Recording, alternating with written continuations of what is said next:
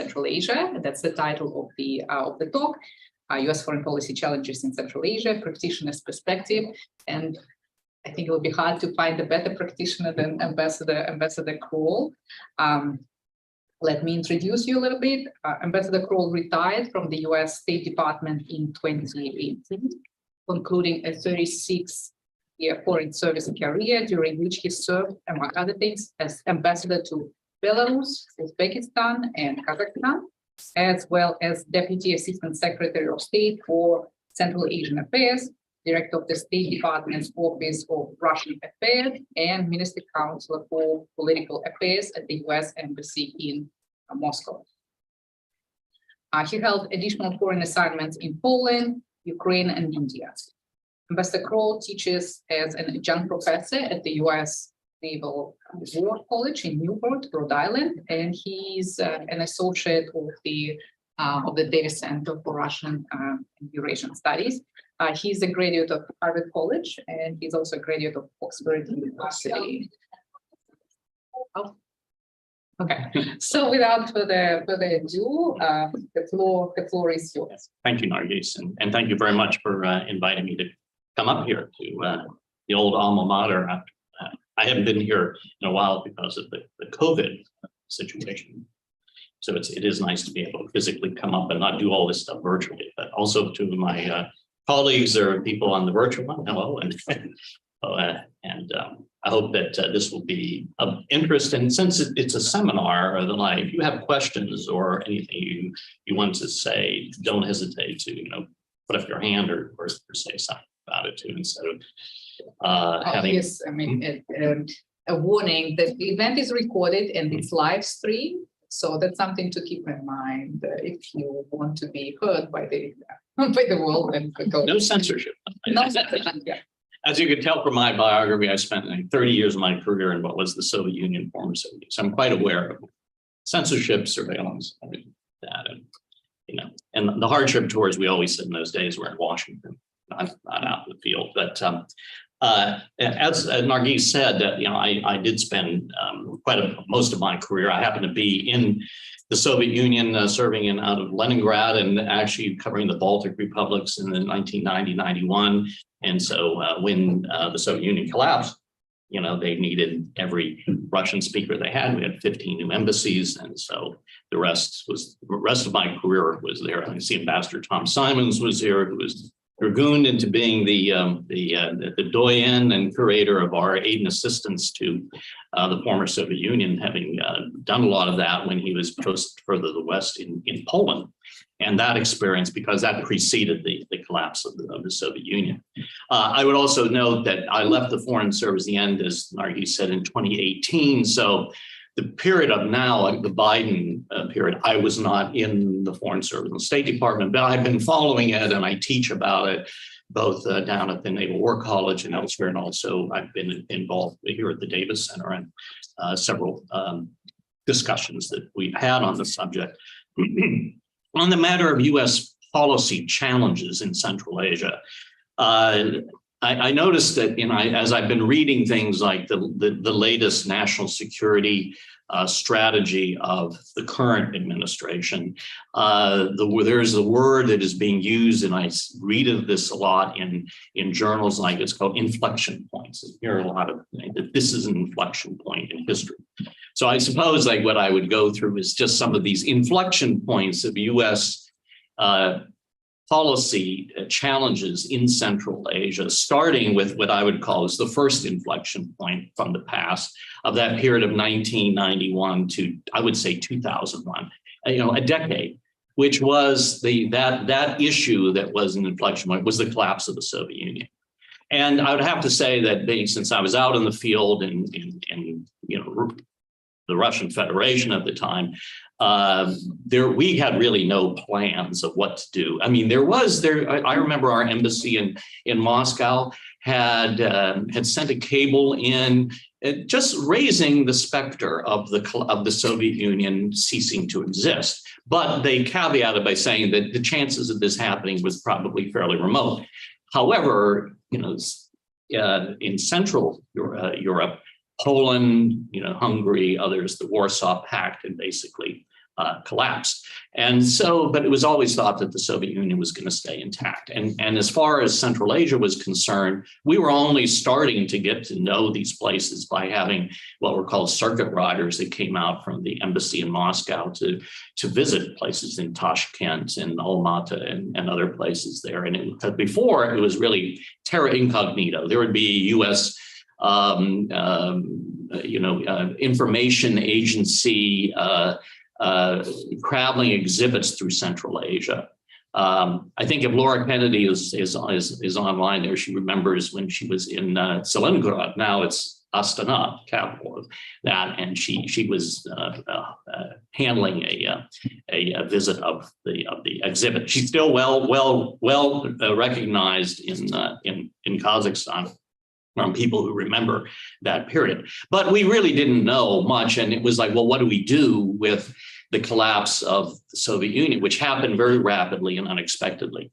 And it was basic, and it was also the context. The period was, okay, we're fighting the Cold War all this time, and the adversary was no more, and the U.S. was sort of standing alone, basically without any kind of competition. At the time, China was not really a relevant player, certainly in Central Asia. And in the rest of the former Soviet Union. And so the United States did have somewhat of a blueprint, and that's where Ambassador Simons came in, because it was like, oh, well, we were dealing with the collapse of the Warsaw Pact. And so, but I don't want to dwell too much on history, but just to point out that we really weren't prepared. But what we did have was a blueprint of what we were doing in Central Europe, but that's a whole different context and cultures in and of themselves. And also, you'd have to say that the differentiation of countries like the Baltic republics, which had a different political culture, a different history, having been independent prior to 1939 and the like. But with Central Asia, it was there was something of the cookie cutter approach. But there were major interests of the United States. First and foremost, there was non-proliferation, because in Kazakhstan there were nuclear weapons and lots of nuclear fissile material and things of this nature.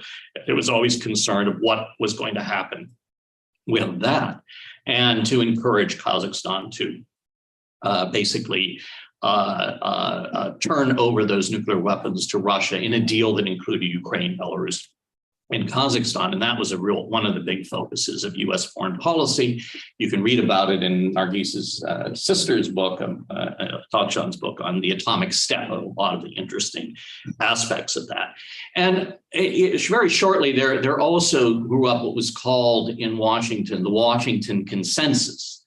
And this was a matter that we, the United States, and we would get the Europeans on board for this, is to encourage these countries to follow market economic principles, set up democratic institutions such as having regular elections and political parties, and also from the security aspect, since none of these countries, with the exception of Russia itself, which basically absorbed the military forces of the Soviet Union, was what to do about security and the security forces within these republics. And in Central Asia, they didn't have defense ministries. They were all part of military districts and like too, but there was this sense of trying to bring these countries into security relationships with what was called the transatlantic community, and that meant association with NATO, association with the Organization for Security and Cooperation in Europe, OSCE, and the like.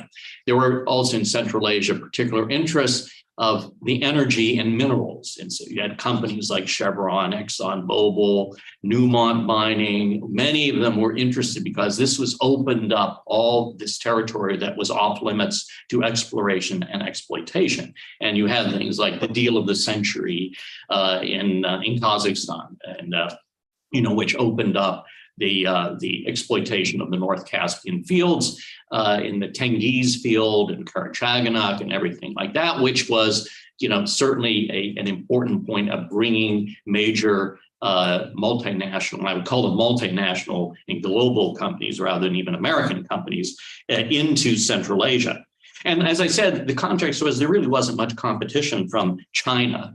or from Russia at the time. Russia was involved in its own problems, its own issues of trying to stabilize its situation. But there was an undercurrent in the US policy in this decade, I would say, of trying to prevent a resurgence of Russian domination in Central Asia. It was called, we would use the euphemism supporting, sovereignty, territorial integrity, and independence, or independence, sovereignty, territorial integrity, and the like, which was a code word for, supporting them from that they're no longer, colonies of Moscow or the Soviet Union. And this set up a certain tension with Moscow, because they were saying, look, we're responsible for them, though, and I don't want to get into the history, but it is an interesting one of how, the Russian Federation itself felt that it had a responsibility as the successor state to the Soviet Union for maintaining security and stability in these countries, which were essential from the Russian perspective to its security, and we're seeing how this is playing out,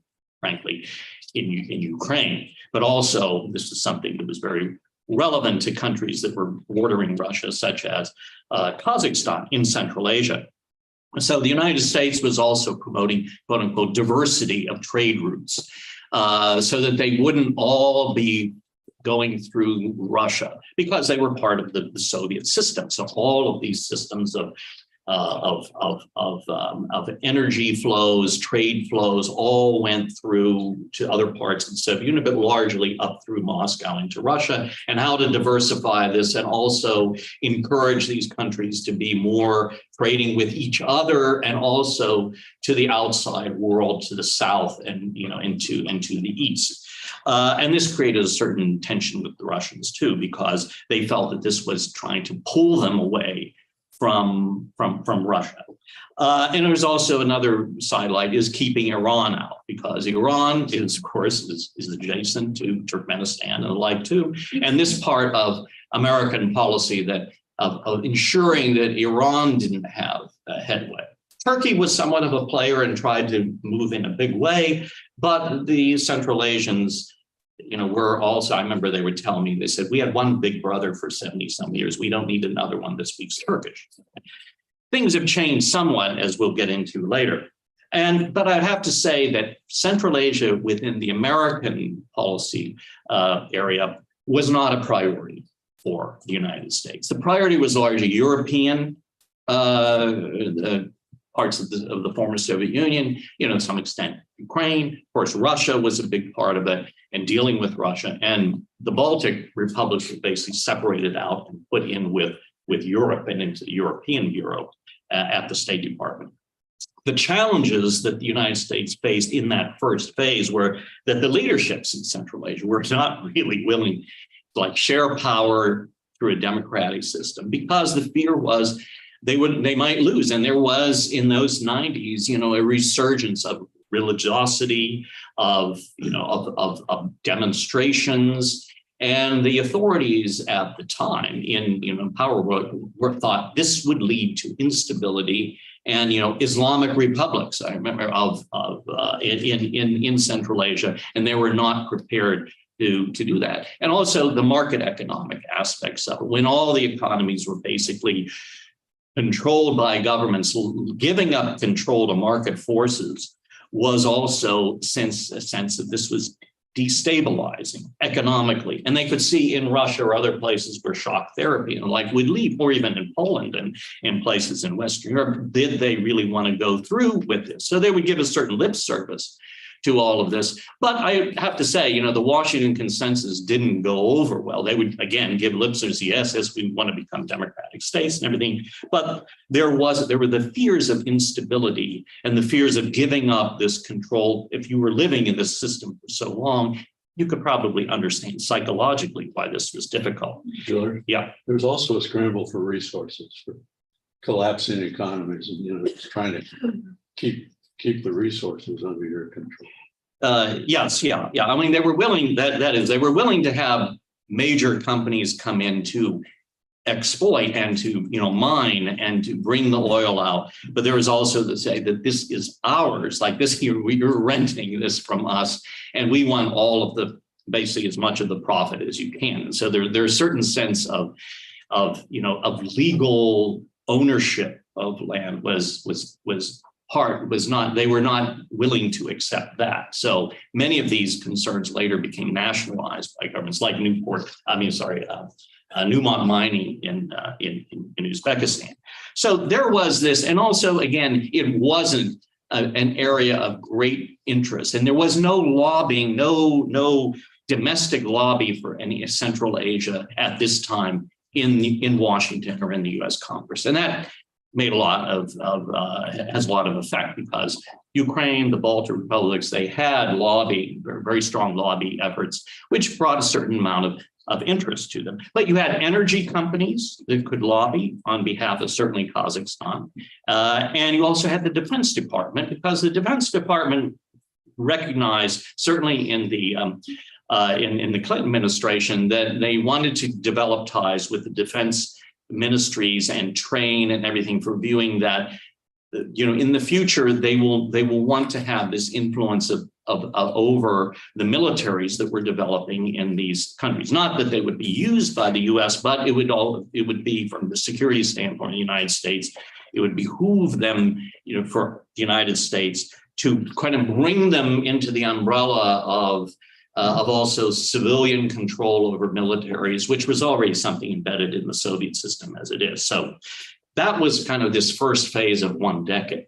The second inflection phase for US policy was 9/11, and where very rapidly what dominated US policy towards Central Asia was the war in Afghanistan. And this lasted, I would say, from 2001, all the way to 2020, if not, 2021. You're talking about 20 years, again, of a phase of US diplomacy, much of which I was involved in which Afghanistan dominated and Central Asia became a part of our Afghan policy more and more. In fact, in the George Bush administration, in the second term, when Condoleezza Rice became Secretary of State, Central Asia was taken out of the European Eurasia Bureau and put into the South Asia Bureau, which had Afghanistan and India. And there was this whole emphasis on trying to connect Central Asia to South Asia, and that this would help Afghanistan by breaking it out of its isolation, but also Central Asia breaking it out of its isolation. But it also was one that would help break the dependency of Central Asia on Russia and the Russian flows up north. Mind you, it was always said you couldn't do business with Iran, even though that Iranian vector, if you will, of being able to get to the Persian Gulf through the ports there was something very attractive to Central Asians that were trying to diversify beyond going up north. Again, China wasn't really that much of a problem. They were actually viewed as something of a collaborator. And when China came up with sort of one belt, one road, it was viewed, this is something that is part of the diversification. And it was viewed with approval in Washington at this time, but gradually that changed.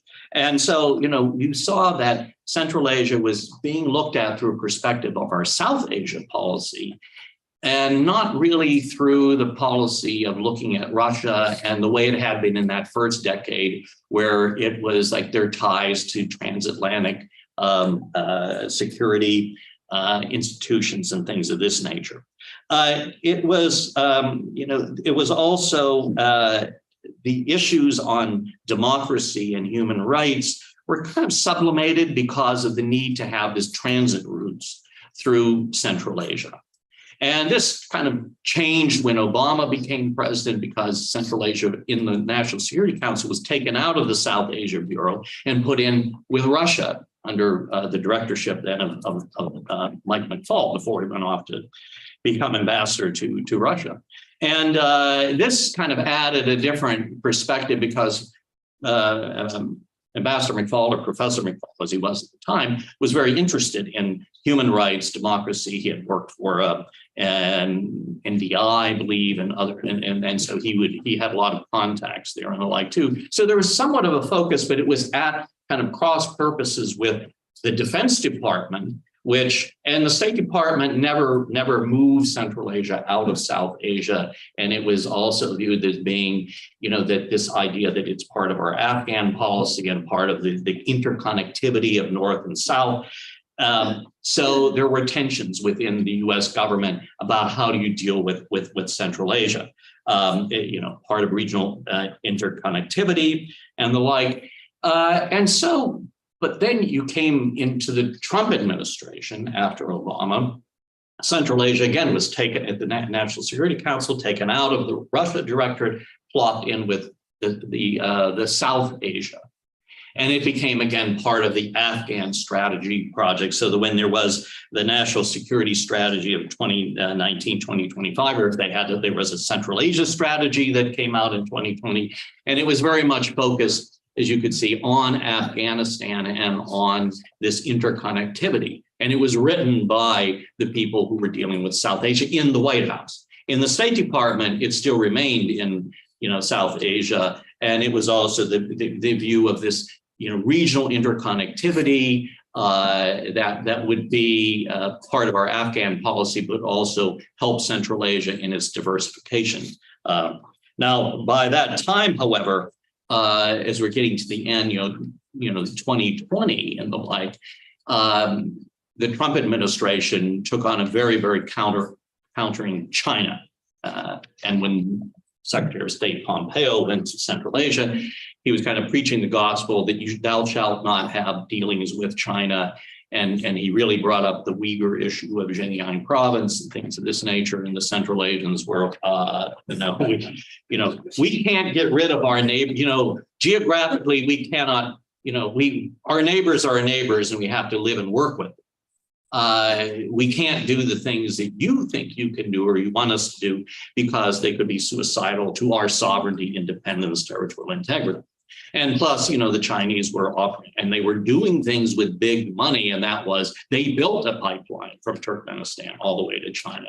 They built a railway connecting the major part of Uzbekistan to the Fergana Valley, and they've also proposed continuing that on through Kyrgyzstan to have a route, and all the way through the Caspian Sea and the like too.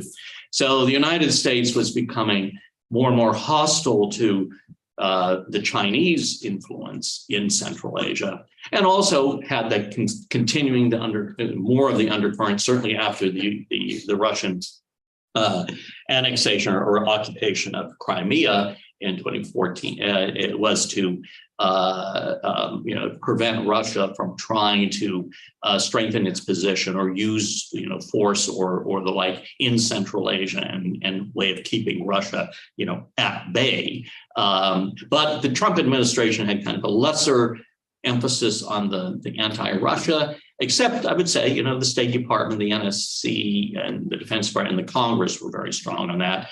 But it was the China campaign, which was a challenge. So there was this challenge throughout this 20-year period, I would say, of balancing civil and military interests.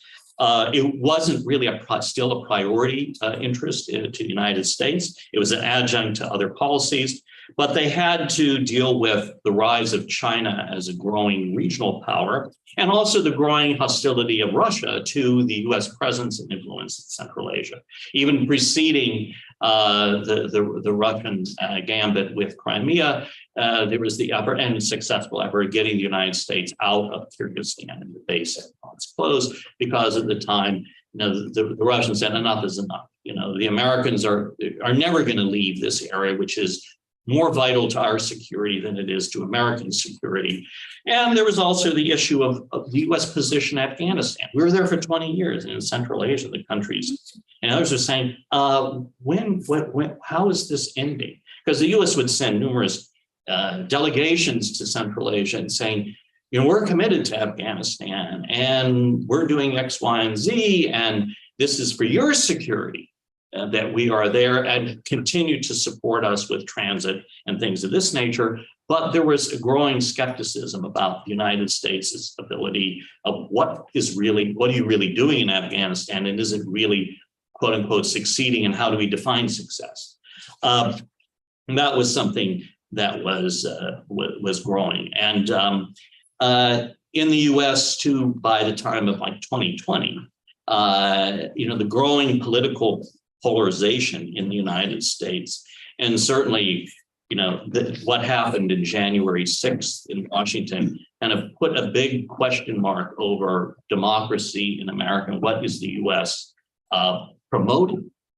There were concerns that, economic inequality and indebtedness to China, but indebtedness to the Western financial institutions, that when they collapsed, like in 2008 and 1998 and everything, that was devastating to them. And so what are you preaching? And is it creating better, conditions for our people?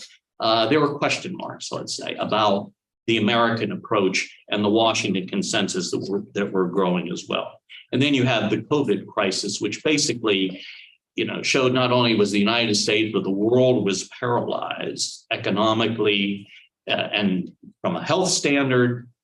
And the United States was kind of caught flat-footed, as everyone else was, by the way, in how to respond to it. But it certainly was another blow to sort of the position of the United States, I would say, in Central Asia, if not elsewhere. So that I'd say, phase two in this inflection point. But then for Central Asia in our policy of the phase three, I'd say it was the 2020 to 2022, which was the withdrawal from Afghanistan. I mean, it was sudden. It wasn't something, as far as I understood, that was really talked about with the Central Asian countries. It was chaotic, and it certainly was something that reduced the sense of American reliability. After all, we were saying so long, we are committed to Afghanistan, we're committed to your security and the like, and then lo and behold, we pull out. And what do we say then? Other than, well, we'll continue our relationship with you and help you to defend from the Taliban or ISIS-K coming out of Afghanistan. But again, the Central Asians are not neophytes. They live in a very complex and tectonic plates of Russia, China, and South Asia. And I think they find they're pretty adept at how do you maneuver yourself to your best extent possible, realizing sort of the weaknesses and strengths that you have, but how to maneuver among them all. But for the United States, I would say all of this was a great blow to U.S., and it was a great challenge to U.S. policy in Central Asia of how do you recover from all of these things that have basically questioned your reliability and also your relevance in Central Asia. You could see this, and then the Biden administration sort of comes in, and the initial focus, and it still is, on Europe, repairing the European relationship and dealing with China. Russia was, again, a problem, but at the time before this latest Russian invasion, it was something that was thought was manageable, through diplomacy and the like. But the focus was very little on Central Asia. I would remind you, too, that no American president has ever visited Central Asia. Secretaries of state have from time to time. It used to be also the Secretary of Defense would come. I think Rumsfeld was the last one, obviously, in order to get bases and things of this nature, too. But it's never been high on the list. Very few congressional delegations and the like. So that gives you a sense of, and I'm not saying there's anything wrong with it, just is a fact of life, that when Americans talk about the critical importance of Central Asia to American interests, you have to show it in a way, and they don't. I noticed in the latest, and I think it was September 14th, the administration had a hearing at the House Foreign Affairs Committee. I'd encourage you to read the Assistant Secretary for South and Central Asia, Don Liu, and the head of the IAD office or bureau that deals with Central Asia, as well as the Department of Commerce. And you'll see there this attempt of the U.S. They don't use the word critical. I think it's like saying this is a turning and a defining moment for Central Asia, but not for us. So, and also how the administration had like the crisis of the events in Kazakhstan in January, was largely what was concerning them was quoting, was Russian troops entering Kazakhstan. And then the sense is the Tokayev government, what's really going on there? They invited them in. And so that Kazakhstan was at one point, was kind of the darling of US foreign policy in the area. I mean, they had the energy connections with the major global companies, but also the Kazakhs. They really made a great effort of building up a lobbying group and also to show themselves to be willing to work with the United States but on the democracy and that front, it was, and also even on economic reforms, it was, muted on that. But so the US was kind of looking at Kazakhstan with somewhat askance, but at the same time, Uzbekistan, which had been a pariah for human rights reasons when Islam Karimov was president, was becoming kind of the new interest because it's the largest, kind of 36 million. Have a new president. They're talking about reform and opening up and things of this nature, and you're releasing prisoners and so. With the focus was, somewhat turning to Uzbekistan in the last for the administration. As I said, Central Asia was also, again, in the Biden administration, it was taken out of the South Asia Directorate and put into the Russia Directorate. So, again, this kind of, where does it exist in the bureaucracy? Now, again, it still is in the State Department's Bureau of South and Central Asian Affairs. But again, where is, you can see in the Biden national security strategy, which again, I would encourage you to read through too. And where does Central Asia appear in that? It appears in Europe and Eurasia, that section, not in South, not in the number one region they talk about is Indo-Pacific. But Central Asia doesn't figure into that part. It figures into and it's looked through again the prism of what Russia is doing. Russia bullying, Russia, threats to Central Asia, and again remarking on support for independence, sovereignty, territorial integrity, going back to the same mantra from 30 some years ago when we first started. I could say, if we talk about inflection points, the invasion of Ukraine.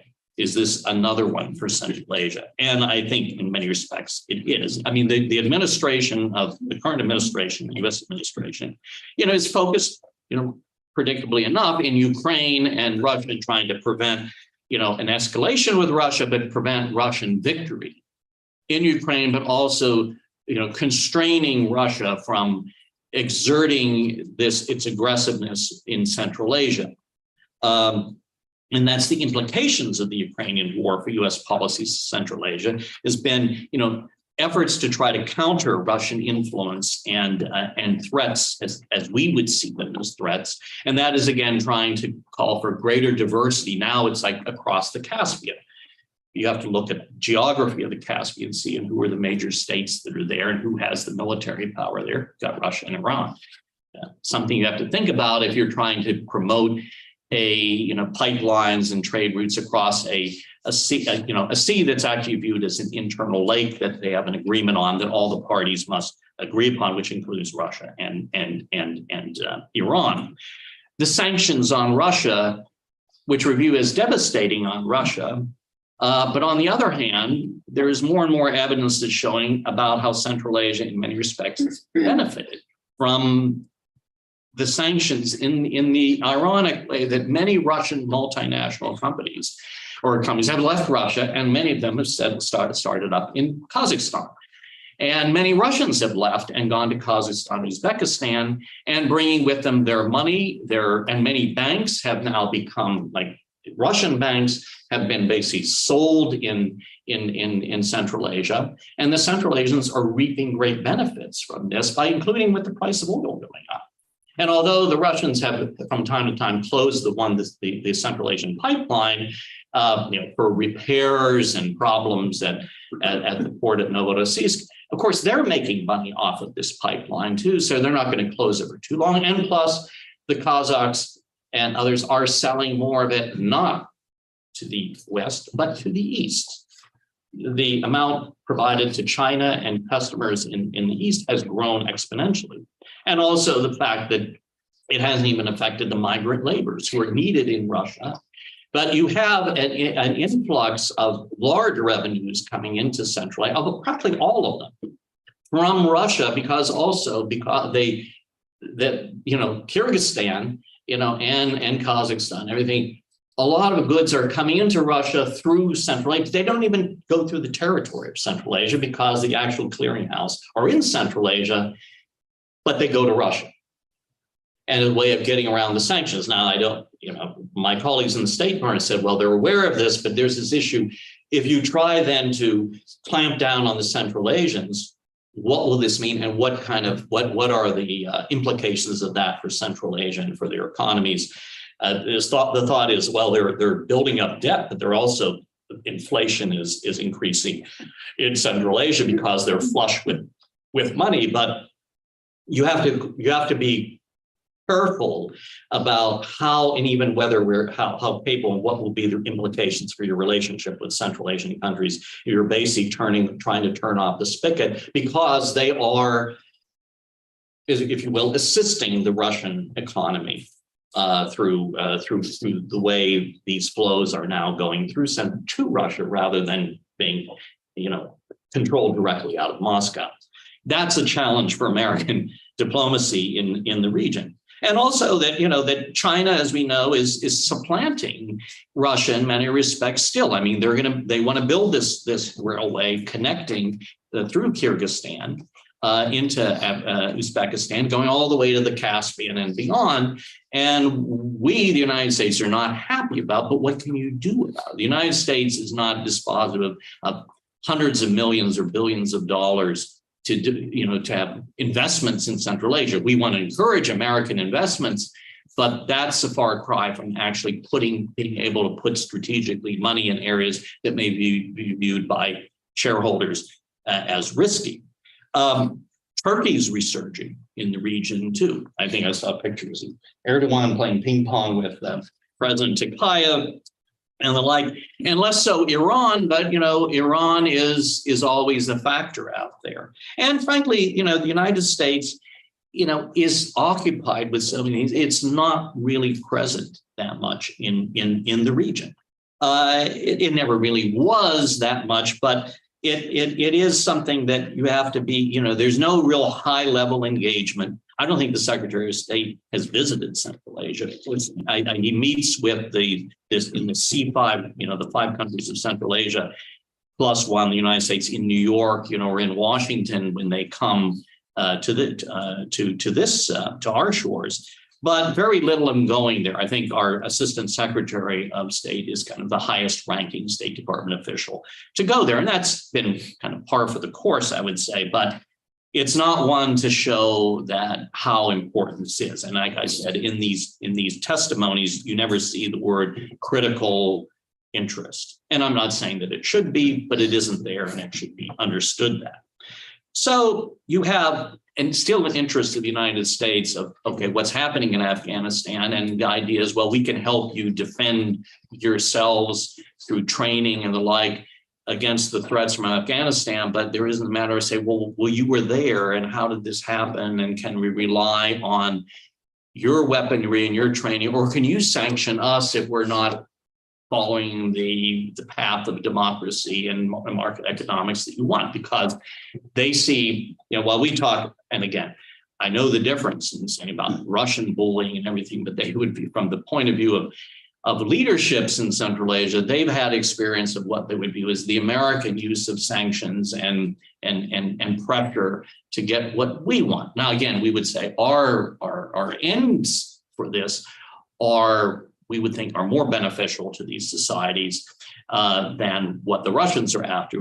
But the instruments, from the point of view of the governments in these countries, they see a certain similarity, and that has to be kept in mind. So are we seeing a drop in American relevancy in Central Asia as a challenge? And I think it is. It has been over time. And if you look at the Biden's administration, the national security strategy, they talk about competing with China, or in Assistant Secretary Liu, he talks about it's more of confronting China. believe, and constraining Russia, but cooperating with everyone else in trying to, develop a policy towards Central Asia that would protect these countries' sovereignty, independence, and territorial integrity from one, Russian bullying, and from two, what is viewed as becoming so indebted to China that you will lose your independence and sovereignty to China because the debt will become due, and there may be more than simply money, but political debt. I would end we can have a half hour of that. I would end by saying there's even a broader question as I think about this, and that is, are we seeing, is there a bigger inflection point here than simply that the Ukrainian sort of tragedy? And that is there a new paradigm emerging where, again, it is at the end of the US/European domination of the world? I just saw recently a interview that was done by an experienced French diplomat who had been ambassador to the United States and to the United Nations and he was basically positing that there has to be an understanding that this era has passed, and it was a golden era for Europe and maybe for the United States, but it's over, and we have to think of. It may be a new era, but it's an old era of power competition, power politics, the need for diplomacy, which means compromise at the base of it, which has it gone out of fashion to consider compromise because the dominating view is and the great challenge is the foreign policy mindset of the American foreign policy elite and government of being able to see a world in which the United States, you can't just simply say we have to have the strongest military in the world, be able to influence everything in the world, be the leader of the free world as we've so often envisioned ourselves, and have a different conception of ourselves where we are part of players that we cannot control.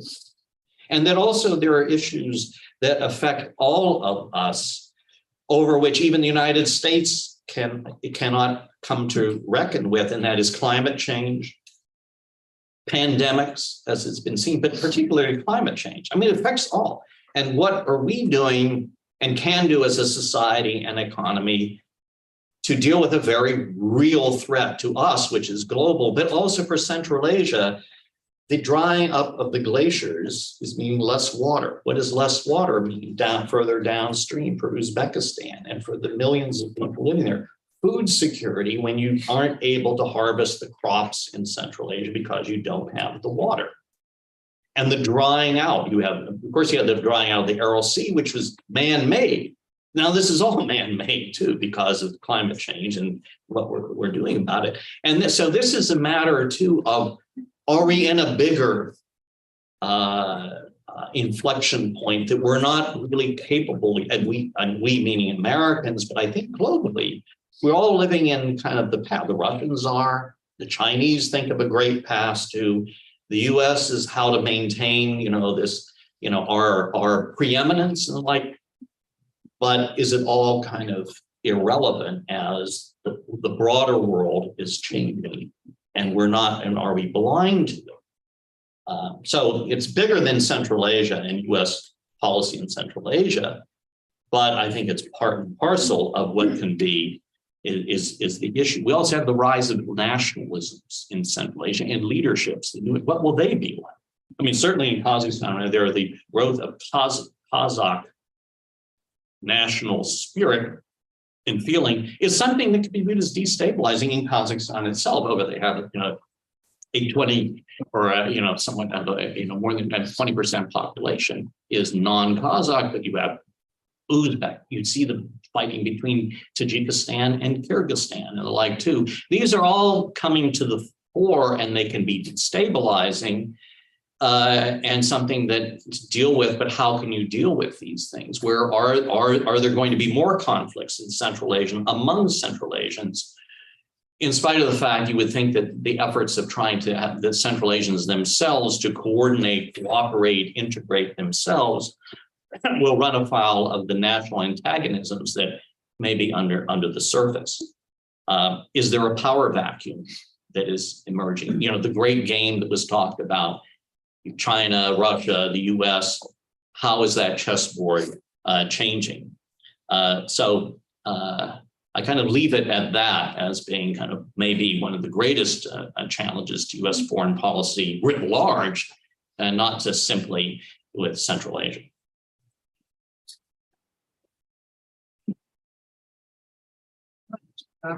Great. Let me throw in two questions, one small and one bigger, and then open the floor for the Q&A.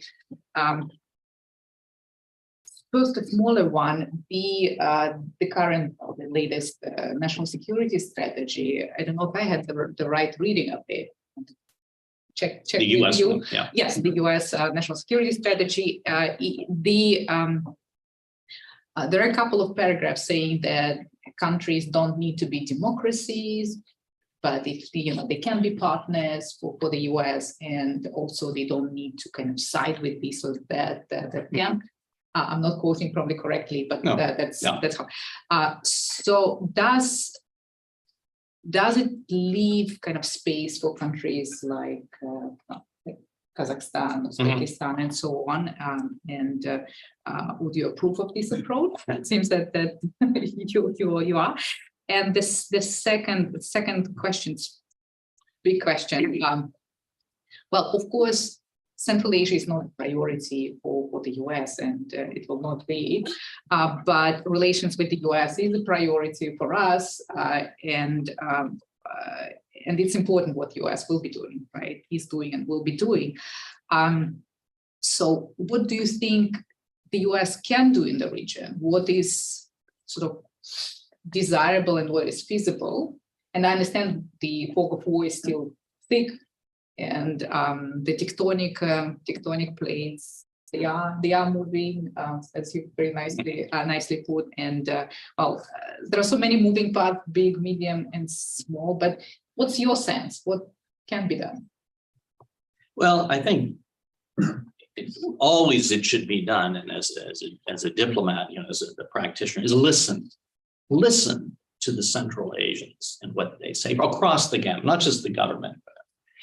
Can we be good listeners and take to heart what they say and the like, instead of thinking that we have the solution to their problem? There is a certain amount of that hubris that has crept in or has been a large part of American, foreign policy and the like. And I think that to get to your first question, there's a certain sense of trying to ratchet that back, by this administration that, we're not going, we'll be dealing with countries that they're on the trajectory, try to push them on the trajectory of becoming more democratic and the like, but we're not going to, push it too hard because there are other pressing issues, particularly the security issues, which always seem to dominate too. But I think, being able to understand these countries and also try to put yourself in their place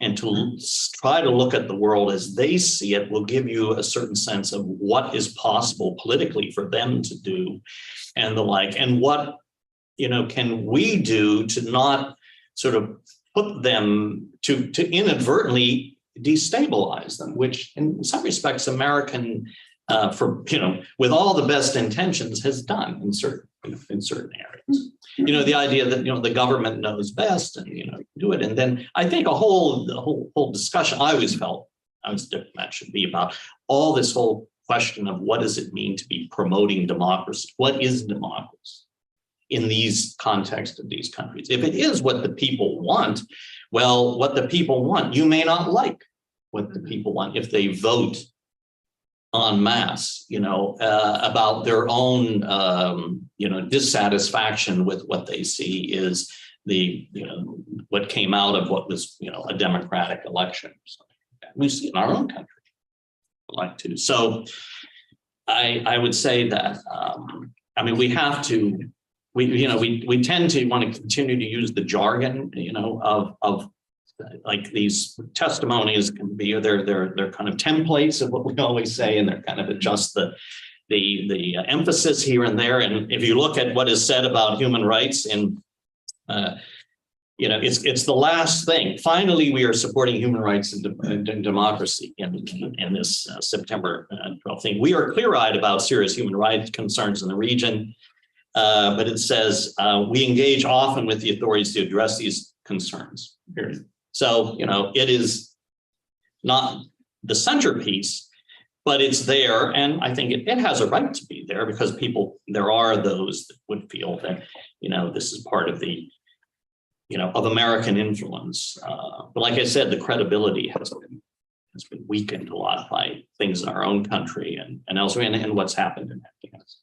Can't get away from it. But I think the national security strategy, like many others, it's created by the bureaucracy, so everyone has to put their pet rock into it, and so it becomes a compendium of every agency's concern.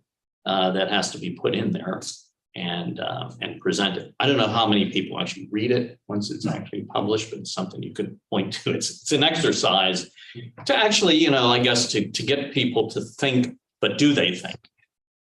The tendency in Washington is you react to events on the ground, and you don't have the luxury to think until later.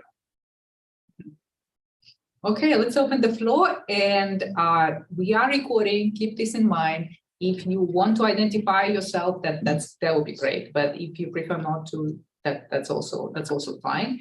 And yes, Yeah, George, I think it probably would be short-sighted to write the United States off, just as it's short-sighted to write Russia off. Mm-hmm. And it seems to me that the Central Asian governments are holding their breath now to see what happens in Ukraine, and that could last a long time. But in principle, what Russia is doing in Ukraine should make them more interested in having the United States engaged in Central Asia, various ways as a counterweight to a Russia that is not less dangerous than it was before. And so we ought to be on the lookout. Not just listening, I agree with that totally, but for opportunities to respond to an interest on their part of having us as a partner in this three-way. It's actually a three-way game with China. Yeah, I would say I would agree with you. Yes, yeah, and I'm glad you raised that because it does come to your question, Nargis, and that is that the Central Asians themselves want the United States to be involved because it acts as a useful, hedge, but also as an alternative to dealing exclusively with China or exclusively with Russia or with Russia and China. And I think their disappointment has been that the U.S. has not taken them up on these overtures. Like all the invitations for the president or even the vice president. Vice President Cheney went to Central Asia, but that was to Kazakhstan. But you're right. I think upping our game, but that means logistics and having to get a visit and higher visibility. It takes a lot of effort in Washington itself, within the bureaucracy, as well as the countries themselves who have tried as much as they can to get greater American involvement and interest in coming to. I think every ambassador, U.S. ambassador, tried to get people to come, and it's like, what do we get out of it? The sense that they have to give us something to be rewarded with, a visit.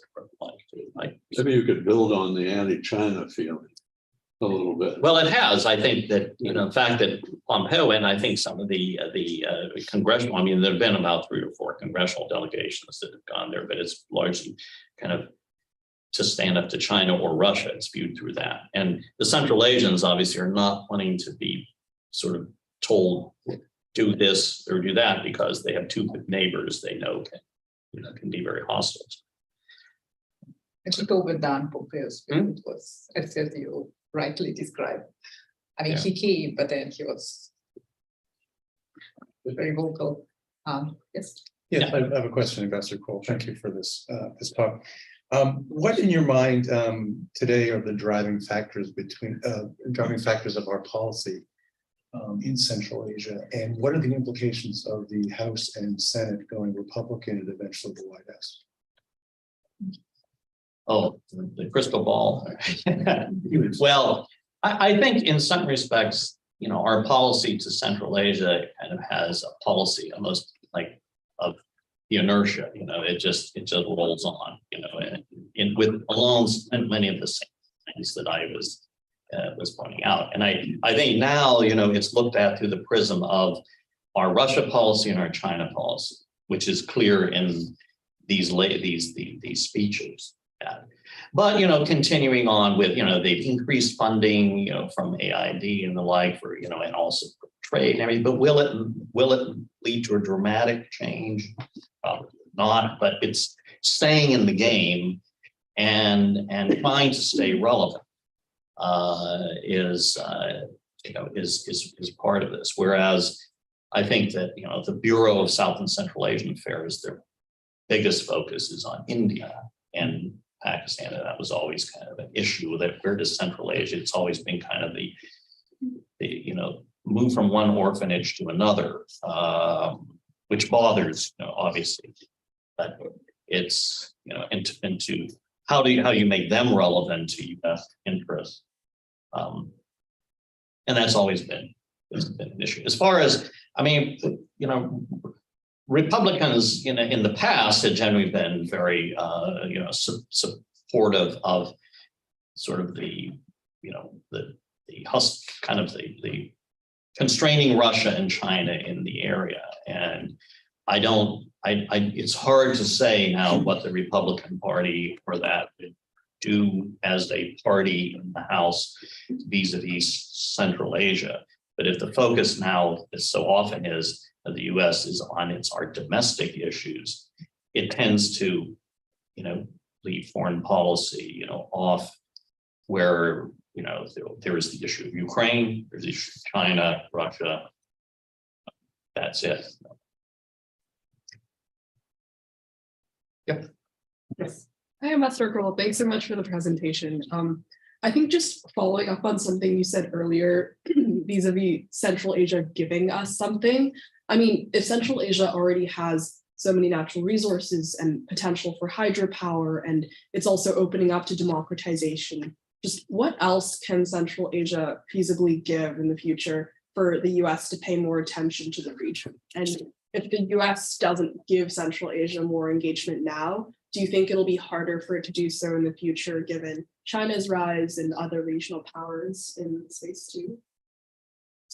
Well, in the past, you know, when the argument was made that, well, can you have a high-level visitor coming to Central? Again, other than the Secretary of State, but if it was the Vice President, the President, is like, well, what is the White House or the President can get out of it politically? Because the fear was, if he went to Kazakhstan or Uzbekistan or whatever, that the human rights organizations that have a strong presence in Washington and everything would say, you're catering to dictators. You're putting your hands on these people that you should be, they should do something to, you know, like, you know, have free and fair elections and things like that, that would then be rewarded with a visit from the president, which would make the president look like I'm doing this. And that's been always a problem with getting, you know, getting that high level to Central Asia. It's a long way to go, you know, and the question is for what? I mean, I always used to say how often they would go into Afghanistan, but they wouldn't stop over in Central Asia, even though, but the secrecies of getting people into Afghanistan were such they didn't want to do that. But again, it kind of, I don't think it even entered their minds, why not stop in Central Asia for that? So it's largely political reasons. And also the extent of how much money and investment is in there that would be a benefit to the US, and other than Kazakhstan, which has big investments in North Cascade. And again, you have with climate change, you're going to go there for a big hydrocarbon company, whatever.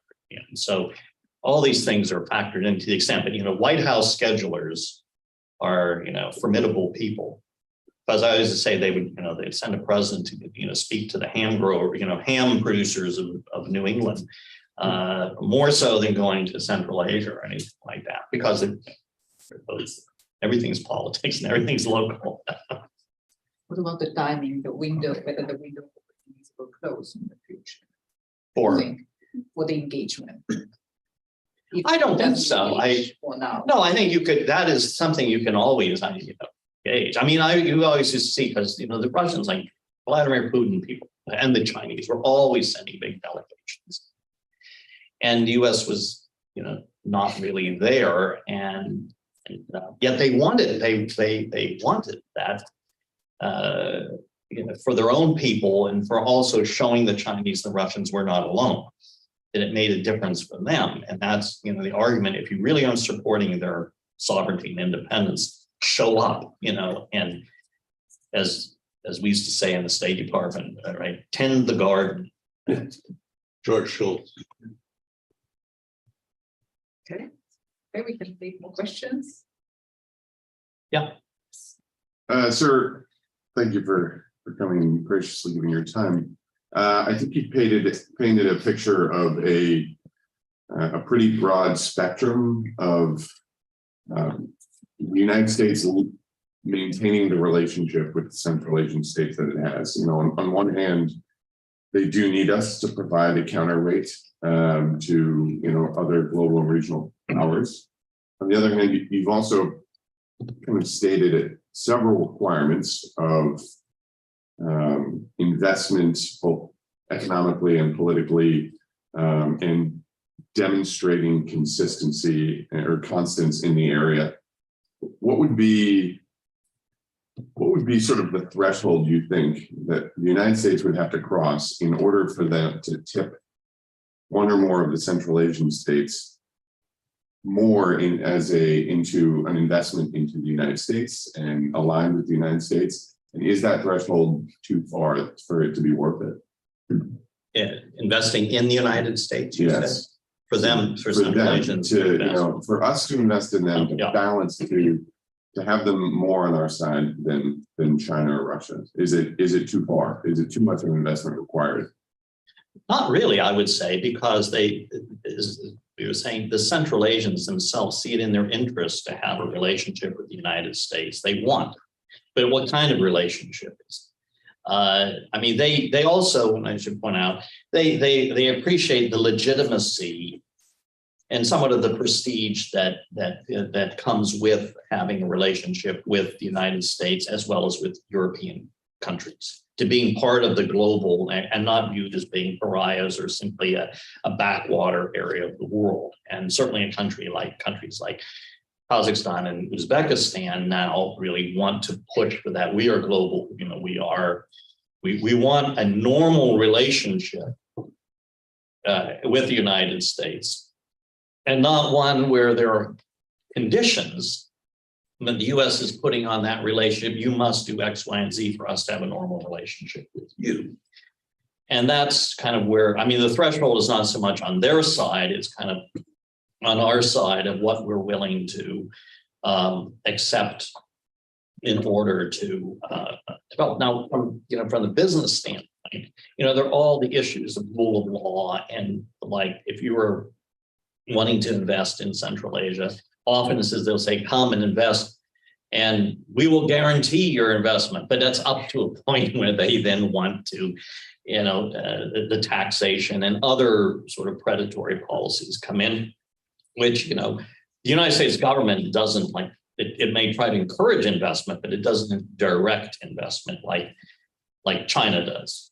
We don't build railways and the like. You could try to induce them to do so, or companies to do so, but they would have to see what's the benefit for them to expend that amount of money and investment in a place that's very far away for transportation purposes to bring things in.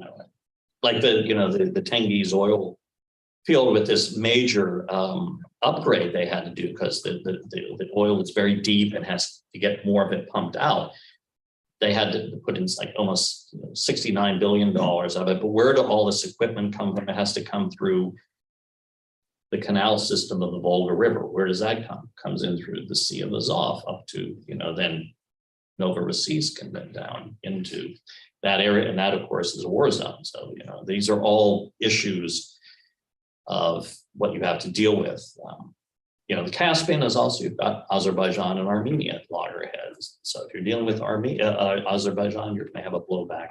And Armenia has a major lobby and politically in the United States. I don't know if that answers your question, but I think from the Central Asian perspective, they want a normal, but they don't like the conditions that you must do X, Y, and Z before we talk to you.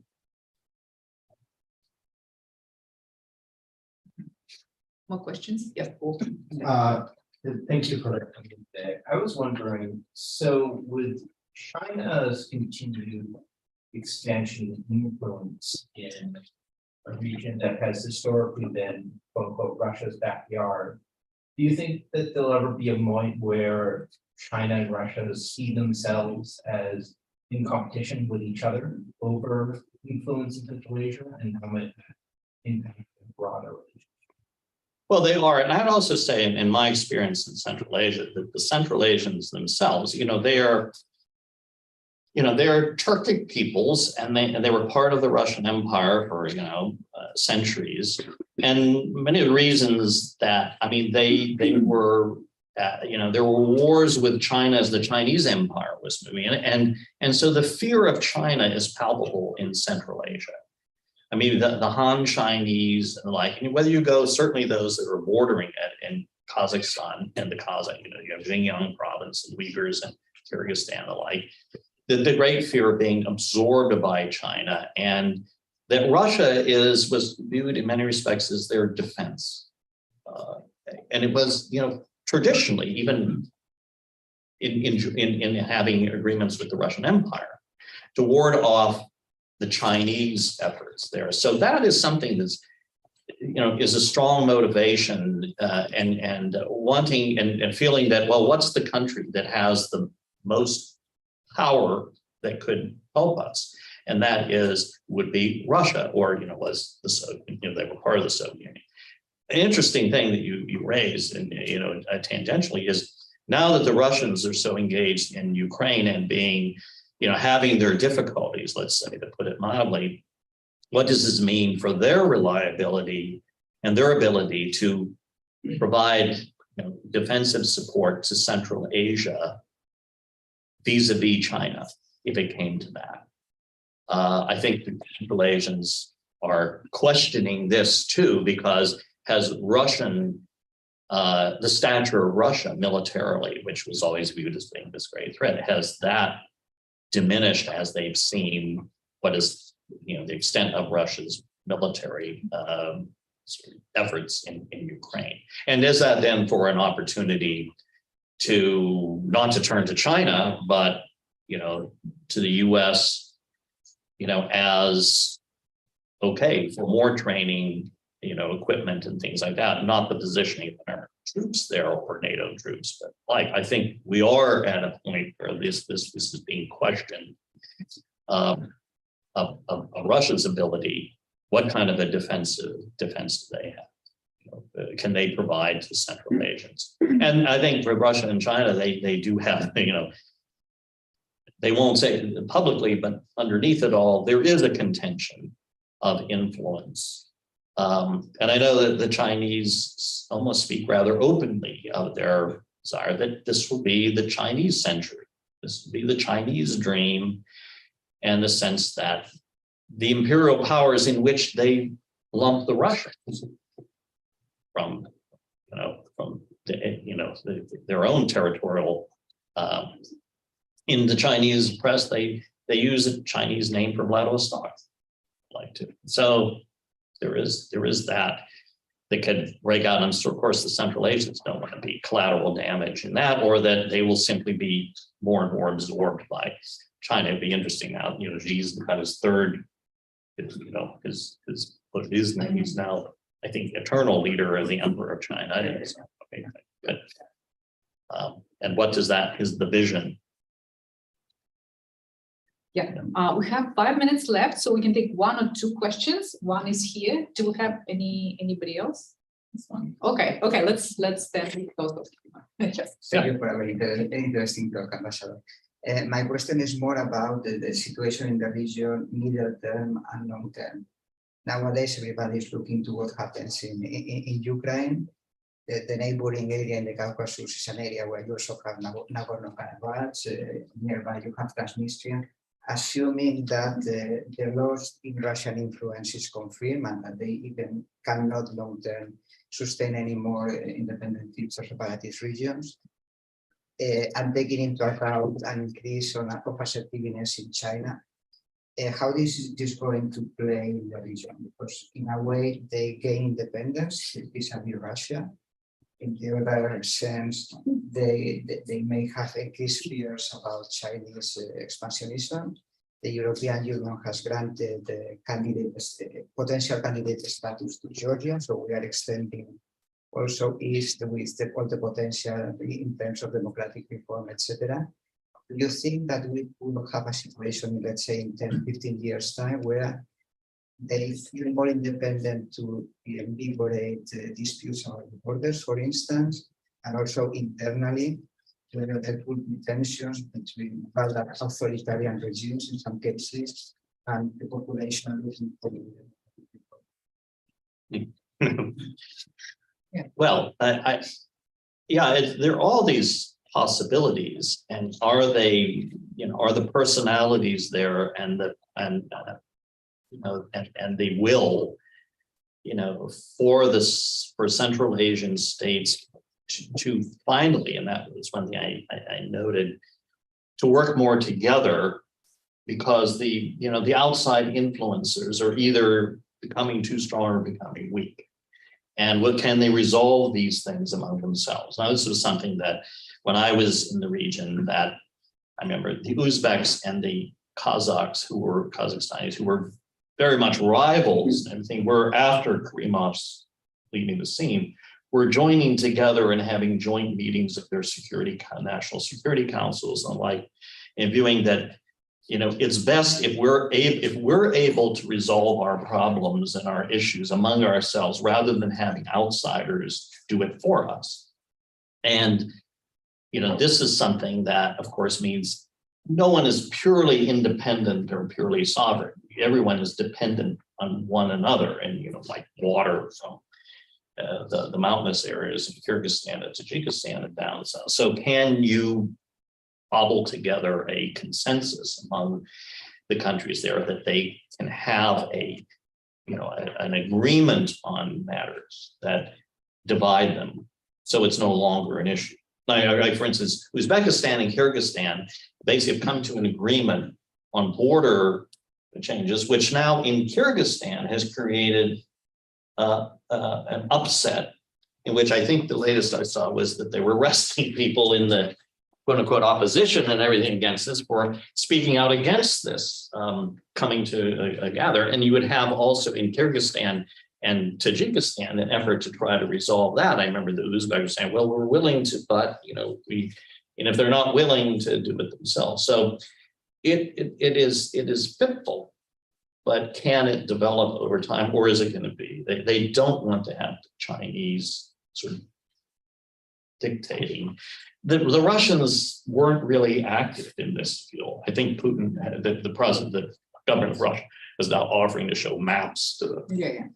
They have. So, but for the Central Asians, given where they are and their leaderships for the most part, they want to be part of everything, in certain respects, and that way to be a member of that. And so encourage, the relationship with Europe, with the US, and everything, so that they can all hedge their bets and have as many cards in their hand that they could possibly have, rather than being left with two. I know that answers, well, we will see what happens, but given some of the animosities and the personalities that they have, it was interesting when they had the meeting in Samarkand of the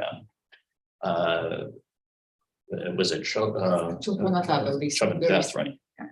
And how, you know, when the Russian president showed up, the head of state, didn't go to the airport and greet him, but Xi came and he went there. And also the way they talk among themselves, the Central Asians, is showing somewhat more bravado or independent of the bigger players. With the exception of the Chinese, they're concerned about. And so they want to be very, very careful to massage the ego, which they're very good at. I mean, look, I have great admiration for the Central Asia because they know what diplomacy is and how you have to, with smoke and mirrors and everything, basically to survive in an environment that is, it's hard for us to understand because Americans, as opposed to Europeans, we feel we're really in like an island. We don't see. So secure. Right. So, yeah. But that's you, that's not Europe. No, yeah. And I know that in my classes at the Naval War College, European officers, and they know their geography and they know it very well what their neighbors are. Whereas the Americans, it's like they don't have a good conception of the geography of the world and all the various aspects that can impinge on us. Because our view is, well, we've got the largest military, we've got, largest economy. We stand stride. I think, is that changing? That's an excellent way. I hate to sound but that's the bread we eat as diplomats, right? Before you leave, let me plug our tomorrow's event that has basically that focuses on climate change and energy transition in Central Asia. It has a lot to do with the water management and water energy nexus. It will be online tomorrow from 9 o'clock Eastern Daytime. So please join us. And we're doing it together with the Karak Institute, partners Karak Institute. And let me thank Ambassador Krol for this wonderful session.